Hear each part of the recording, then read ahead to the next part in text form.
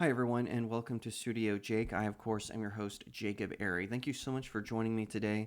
I'm very excited to talk to you, but first, before we begin, I want to remind you to like this video, share it out to all your friends, leave me a comment, and tell me what you think. I really appreciate it. Subscribe because I'm trying to get to 1,000 subscribers, and I really appreciate everyone who has joined me in this effort. I really appreciate it.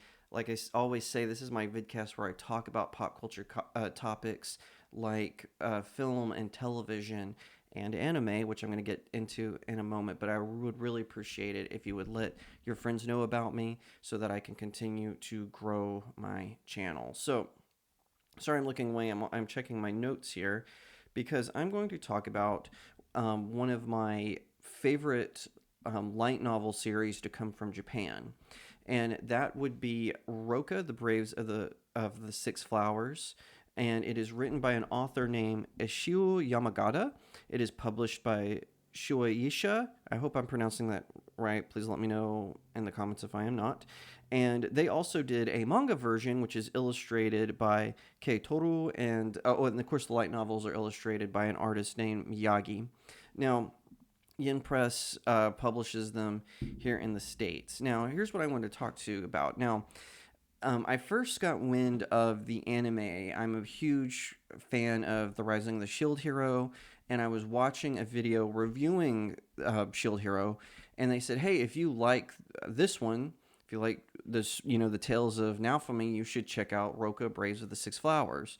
And at the time, it was on HBO Max because HBO Max was the original owner of Crunchyroll. Now, of course, Sony owns it, and they've merged it with Funimation. I say merge, it's more like they had Crunchyroll swallow Funimation.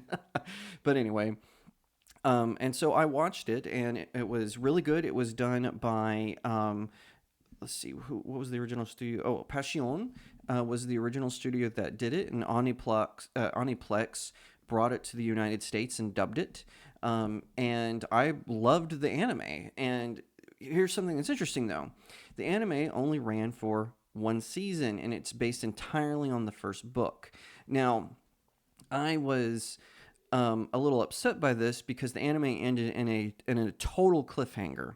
So I thought, hey, I'm going to get the rest of the books. I'm going to get the books since they're published by Yen Press, and I'm going to read them. So this was like a years long process because I had other books to read, not just for my my website StudioJakeMedia.com, but also it's part of my job. Sometimes I have to read books. My day job being a marketer, I have to read marketing books so I can be up on what's happening in my industry, right? Well, as this process is going on, the Braves encounter. So the premise of it is there are six Braves chosen every 400 years to beat back this evil demon lord, basically, and it is able. They can't actually kill it.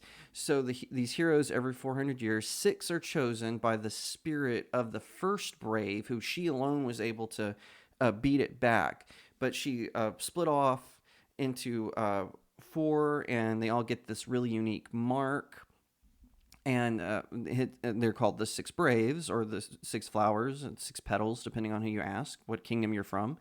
And in this magical land, they'll rise up and they'll fight back the demon lord, and will seal him away again. So the last time, though, the last 400 years ago, the demon lord thought it would be prompt to create three generals. So he made Turgarnu, Kargik, and Dozu are their names. I hope I'm pronouncing those. I'm going by phonetic. None of them are in the first book at all. And what happens is with this batch, Atlet, who is the main character of the book series, they all get together, the Braves, but they realize they're a seventh, and they don't know who the traitor is. Well, in the first book, they deduce that it's this woman named Nashitana. She's very powerful. She can create knives with a wand, and she tries to frame Atlet as the seventh. Well, they figure out it's her, and she goes on the run. But then a second seventh appears, in the form of Rolina, who's this maiden who has the ability to heal, and apparently she's really good with a whip as a weapon. And so they have to go in. Well, the whole book series and by the way, I reviewed the individual book series. My review for the last one is going to come out in a couple of days. But I reviewed the anime as well as the book series. I'm going to review the manga series next because they actually published 4 volumes of the manga, and they're primarily fighting Togurnu, and Kargik will make some appearances over there. Well, Dozu shows up. Well, you discover that each of the generals kind of developed these weird personality quirks because the demon lord made them so intelligent, and they control these armies called fiends, which are these evil kind of creatures, and they are just kind of created by the demon lord as he sucks up power from the earth and all that as he awakens. So he's constantly making these evil creatures.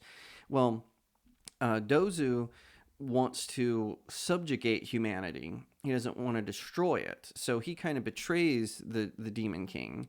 Turgonu does want to destroy humanity and concept with his master, but he wants humanity to be humiliated before they die, basically. And then Kargik is just crazy, from what I gather from his cameo appearances. He's just kind of a nut, and but an intelligent one, which is always bad. So Dozu ends up working with the Braves. It's sort of the enemy of my enemy is my friend situation. And as they're going around, they're still trying to figure out who the seventh is. They have to re-ally with Nashitana, all this stuff. Well, I'm getting closer and closer to the ending. Now, there are some spoilers here, so get ready. And they finally defeat Togurnu after 6 books, and which the first one he wasn't in at all. So 2 through 6, they finally beat him. And I'm thinking, there's only a few chapters left. So how are they going to fight Kargik and Dozu, and then also the Demon Lord? So I thought the twist was going to be that Togurnu was the Demon Lord the whole time. Boy, was I wrong. The series just ended. There was no conclusion. Yamagata did not conclude the series. It was very weird. It was very twisty, and the shows and the show and the book series were very involved. And I was just going, what? So I did some research on him, and it turns out he just sort of gave up. He did write one more book, which was an anthology book, but it was more of a prequel. So it showed the characters where they were before they were chosen to be the Braves. And whatnot. But I can't really find anything that says that it would be continued. So he wrote the first one in 2011, and the last one came out, I think, in 2014. And so they made an anime. Let's see, when was the anime made? Sorry, I have my notes here. So the anime was made in 2015. So with the assumption that he would conclude the book series. So I thought the anime just got canceled, because shows even in Japan get canceled for a variety of reasons. They're not popular, the ratings are low, etc. Well, the book series and the anime apparently in Japan were smash hits, but because he didn't conclude it, that a lot of times when an anime isn't concluded as it's going, they'll either put it on pause or they'll do it themselves. They'll conclude it themselves. Like that was a big controversy with Full Metal Alchemist, was that the manga wasn't completed, and so the original show, which was just called Full Metal Alchemist, it actually just made up its own ending, and everyone hated it. So that's why now we have Full Metal Alchemist Brotherhood, which is more faithful adaptation of the manga and will probably end the way the manga did. I wish they would do that with Akame ga Kill. I like the ending of the manga way better than I did the anime. The anime just ended so freaking tragic, which so does the manga, but there was like a little bit more hope. The anime just kind of had like this nihilistic, ambivalent ending that I didn't really care for, which you can read my review of that on my website as well, studiojakemedia.com. And, I got to thinking, I first thought, was the author, did he pass away? Maybe he met some sort of tragedy. But no, it just seems that he just doesn't have any ideas. He's kind of doing the George R. R. Martin thing. He still makes appearances at book fairs where he signs autographs for fans and everything, especially in his local town, which I'm not going to say where that is because I don't want him to get doxxed. But I'm just really, I really hope, Mr. Yamagata, if you're watching this, I really hope that you conclude Rokka. I would love for you to give us a good ending for the series, even if you just want to do one more volume. You don't have to do, another five to conclude Kargik and Dozu's stories. We would love to just see them. If you're watching this, us as fans, we just want to see it because we would like to get a good anime. Or if you were the creators of the anime and you want to change or you want to tack on your own ending, take it on because something is better than nothing.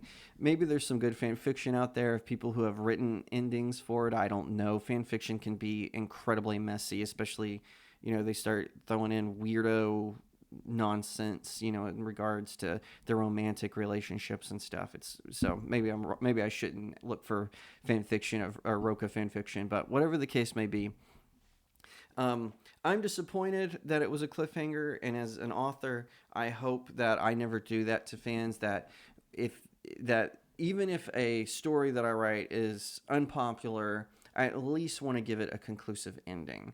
I want people to have that sort of closure. So Mr. Yamagata, I do hope that eventually you'll write just a final volume so we can see how Atlan and the other Braves defeat the Demon Lord and Kargik and Dozu. I would love to see that.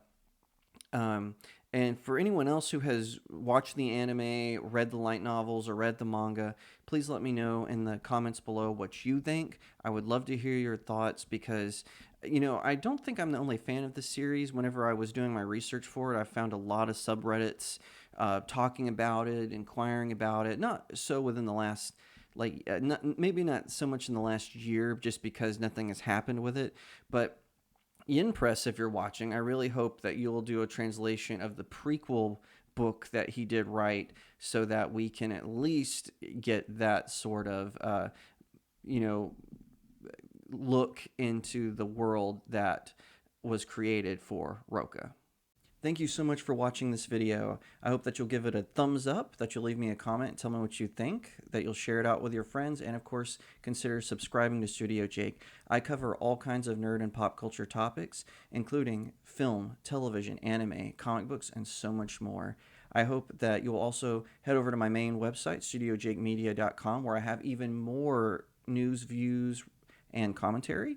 Also, if you'd like to support the channel, head over to my locals page. That's studiojakemedia.locals.com. It's the best way to support me. I'm trying to build a little community there. I have exclusive reviews and articles, so definitely head over there and check it out. And I'll see you next time right here on Studio Jake.